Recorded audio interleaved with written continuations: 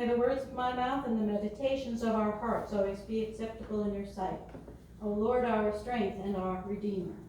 Amen. Good morning. A new way to do my homily. Now, a couple of months ago in January, and it's hard to believe that was 6 months ago, I was stranded in the Midway Airport in Chicago for 9 hours.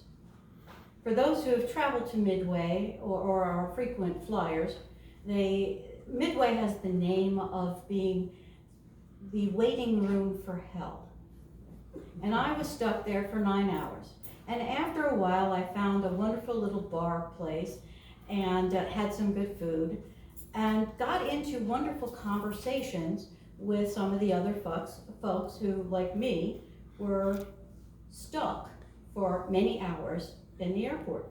And after a while, I had steadfastly tried very hard not to tell them what I did for a living, because that would have ended the conversation. But eventually it got around to, so why are you stuck here, and what is it that you do for the rest of your life? And the minute that you say you are an Episcopal priest and a hospital chaplain, there are only so many reactions that people will have.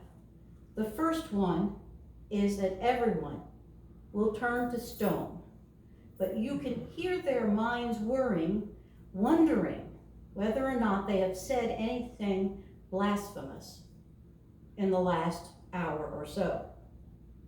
And after that, there's an array of things that will happen, an array of reactions that people can have. One of them being, run. Oh, look, my plane is at the gate. Run. Another is to point out to me what a blasphemy it is for women to be in the pulpit and to be seen and heard. Another is to basically play stump the priest. See how well I know my Bible and my theology. And that's always very interesting because they want to make sure I can quote various things. And then there's the folks who want to know about being an Episcopalian. Do Episcopalians read the Bible, and do they believe in God? Do Episcopalians go to church, and do they believe in the Trinity, and do they have creeds? Well, it's obvious they have women priests. And I would go, yes, yes, yes, yes. We have a sense of humor. We don't require you to check your brain at the door. And then there are the folks who, at that moment, suddenly want to discuss things they've always wanted to discuss it with their pastor if they had one, theology, spirituality, philosophy. Does God love me? What if I sin? And those are the most wonderful conversations. And that is what happened while I was there in Midway. The folks took it as a wonderful time to ask someone the questions they've always had, and of someone they'll never see again. So it's perfectly safe. And this is the only time that this has happened to me. Bartender looked at me and he said, so, can Episcopalians drink? And I said, yes. As a matter of fact, we do. We have wine on Sunday. And he goes, well, have a beer. And that was the first time when I thought, wow, this is going really well. And I bring this up because I have changed my attitude towards these things happening. I look at them as opportunities now, and I have a sense of humor about them because I can watch it happening and it doesn't bother me personally. But I can tell you that early on and at the beginning, that was not always the case. In fact, when you mention to somebody that you think you have a call, one of the things that they do is they put you in discernment, which can last for a year and a half to 2 years, about whether you truly have a call. And the first step in that is they give you a book Discerning Your Call, The Life of the Prophets. And in that book, they start with Moses, and they introduce how each of the prophets was called. But they don't stop there. What they do is they tell you what it was like to be a prophet. Let's take Moses. Moses, of course, didn't want to go back to Egypt, but he was going. As Bishop Thompson used to say, you can run, but you cannot hide. And here is Moses. He's stuck with 300,000 plus Israelites in the wilderness for 40 years, all of those unruly folks. And when they get to the promised land, the Lord says to him, look at the promised land, but you cannot go in. That's the simplest one. And then you work your way up to Jeremiah. Now, today's first lesson is from the book of Jeremiah. Jeremiah is the largest book in the Bible, and in some places the commentaries call him the weeping prophet. And he weeps because if you read what he's talking about, it's not going well. He has been beaten up, kidnapped, and my personal favorite is thrown into a cistern where the king hoped that he would die, because you see, you cannot actually overtly kill the anointed of the Lord. But if he just happens to die in the cistern, that would be okay. His family basically disowns him and tells him, you are making everybody crazy. Please stop prophesying for the Lord. And after you've read all of these things, they ask you, do you still want to continue on the process? And if you say yes, they send you for 3 days of psychiatric testing. And I can't make this up, because they assume that after you've read that, you have something that's either God's calling you or you need to discuss that. And you know, when I was in seminary, I remember how much we wanted to get ordained. In fact, a whole bunch of us have been talking about our anniversaries, because June is ordination month. And we were remembering all the crazy things that happened during our ordinations. And I remember the one thing that stuck out at that time.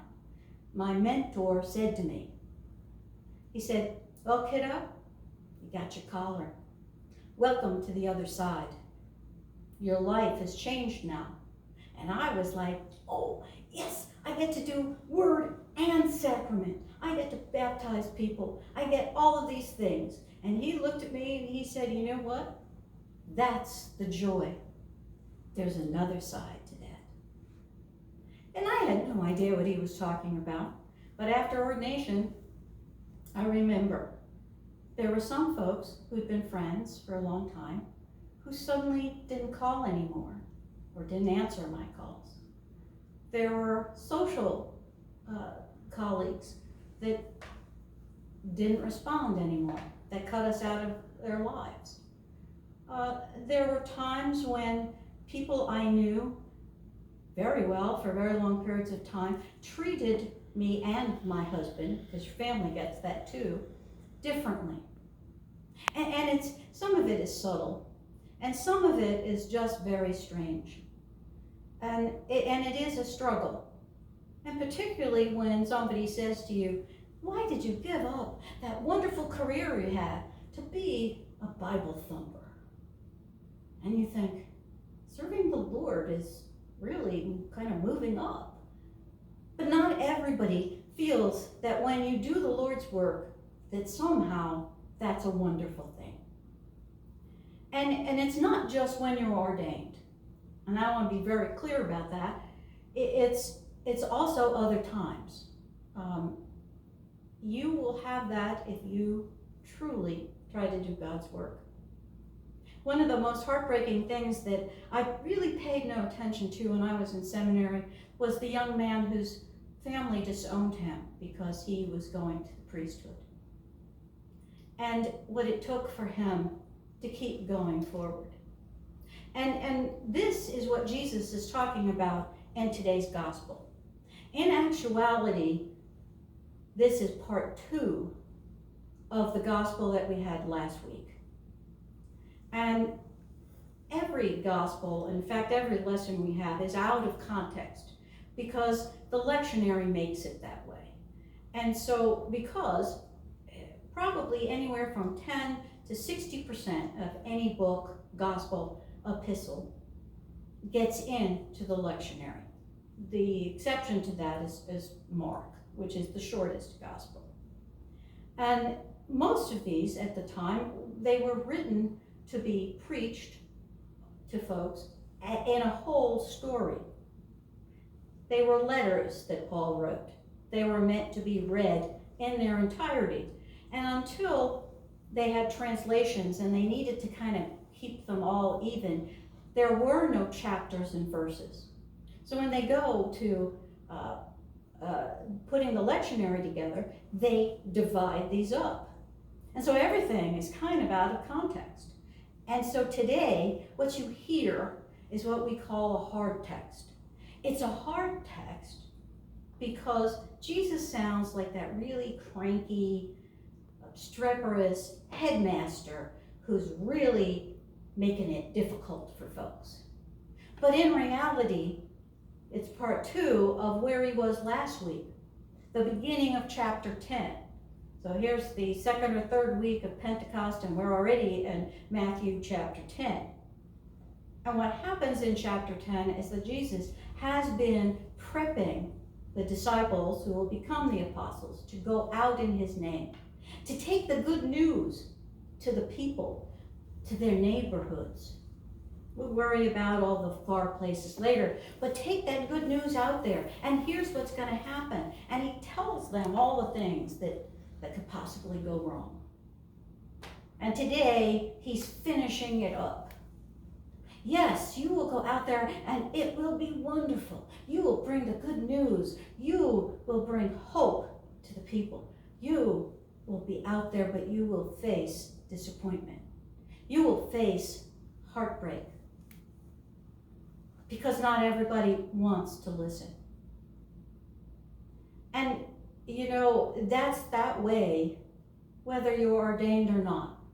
Because when you do God's will, when you truly believe in bringing the good news out, and in living a Christ-centered life, and in putting the will of God before the will of the world, you're going to be in conflict at some point.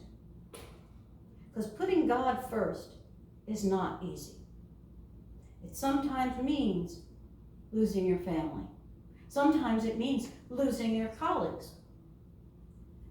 This is just me, but before I was ordained, I had been out on the road and my boss called me, and by the way, we were lucky they didn't have cell phones, so she had to wait till I got home. And she calls me and it's Holy Saturday. And she says, "You have to come in tomorrow morning. We're going to practice for our presentation on Friday."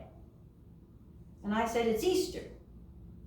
I go to church and we have family things." And she said, "I don't care that it's Easter." And I said, "Well, it's Easter. I'm not coming into the office." And what she said was, "Get your priorities straight. Either come in tomorrow morning or don't come in on Monday." And I said, "I have my priorities straight." And I did not go in on Monday. Of course, she called me and said, "Why aren't you in?" But the reaction from my colleagues was telling. Half of them thought, "Wow, great. You stood up for what is important to you." And the other half really laid into me. "How dare you put going to church before your colleagues and not coming in when we were all there and we had to go through it and you got out of it." It was a shock. And I've heard this many times before, that if you put your moral center, your Christ center, forefront of all things, if you make decisions based on God's will, that it's going to be difficult. But that's interesting. That's the challenge of bringing the good news.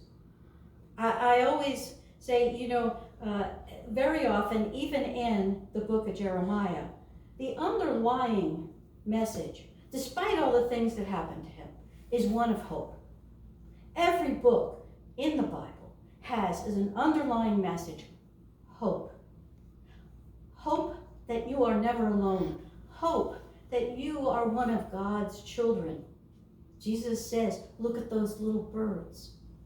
Look at those little birds. If God cares about them, how much more you? And when you are doing God's work of building the kingdom here, God's not going to leave you alone. You will have moments of incredible grace, and you will have moments of sorrow. But if you're forever focused on the good news will instill in your heart the joy that God gives to all of us who follow his will. And then, of course, sometimes you might also get a free beer. Amen.